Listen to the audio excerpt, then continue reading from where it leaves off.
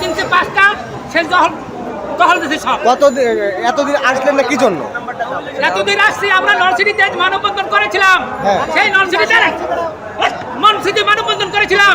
সেই মানববন্ধনের পেজকে সে টাকা পয়সা দিয়ে বন্ধ করে রাখে। এই জন্য আমরা ঢাকা এসেছি, যাতে আপনারা সচ্ছল মানুষ এবং ঢাকাকে কেনার মতো ক্ষমতা নাই। উনি কি কোনো দলীয় ছিল?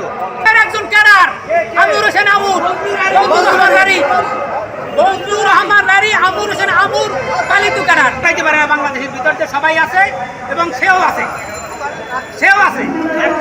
সবাই আছে। আপনার আমাদের কাছে অনেক প্রমাণ আছে। সে 200 কোটি টাকার উপরে মালিক হয়ে গেছে।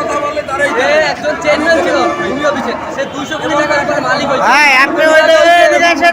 স্কুলের জমিতে সে মার্কেট করছে, স্কুলের জমি বিকেজিএস মার্কেটের জমিতে সে মার্কেট